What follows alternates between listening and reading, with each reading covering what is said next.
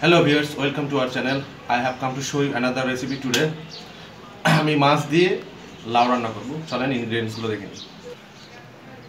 লাউ নিয়েছি 400 গ্রাম, মাছের দুইটা চাকা নিয়েছি, কাঁচামরিচ নিয়েছি, পেঁয়াজ নিয়েছি, রসুন নিয়েছি, আর এক চামচের কিছু কম আমি শুকনো মরিচ নিয়েছি, শুকনো মরিচের গুঁড়া, হলুদ দিয়েছি একটু বেশি, আর লবণ, জিরা আর মশলা আছে আমার, এগুলো আগে থেকে করা, ব্লেন্ড করা, সেই মশলাগুলো দেব। রেসিপিটা অনেক সহজ এবং অনেক কম ইনগ্রিডিয়েন্টসে অনেক মজাদার একটা রেসিপি তৈরি করে আপনাদের দেখাবো। আমরা তেল দিয়েছি, আমরা মাছ কিছুক্ষণ ভেজে নেব, কিছুক্ষণ বলতে অল্প একটু টাইম। আমরা মাছ দিয়েছি, মাছটা কিছুক্ষণ ভেজে নিচ্ছি।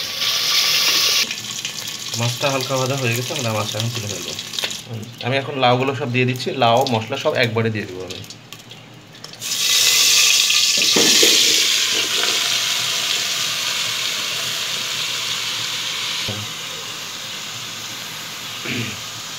সব দিয়ে দিচ্ছি আমি। হলুদ দিলাম, শুকনো মরিচ ছিল সেটা দিলাম, লবণ, পেঁয়াজ,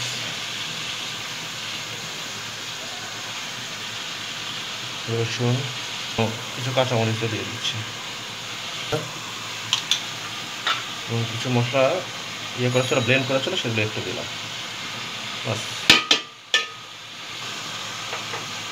তেল দিচ্ছি একটু। আমি দুইটা তেল মিক্স করে দেবো, সরষে এবং সয়াবিন। এটা অবশ্য আমার রান্না করার আলাদা স্ট্র্যাটেজি।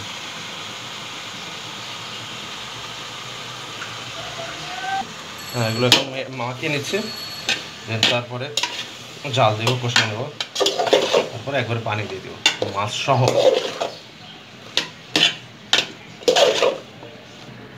হ্যাঁ, মাখিয়ে দিয়েছি, এখন একটু ঢেকে দেবো।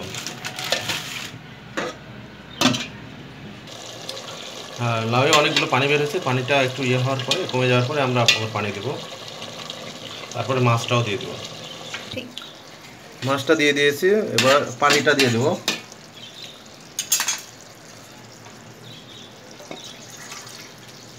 কিছু মশলা ছিল, ওটা একবারে ধুয়ে দিয়ে দিলাম। একটু দেবো পানি।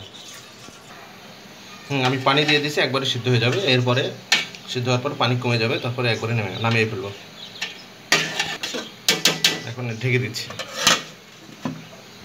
আমাদের তরকারি হয়ে গেছে, এখন চুলাটা বন্ধ করে দিচ্ছি। এই হচ্ছে আমাদের লাউ মাছ রেসিপি।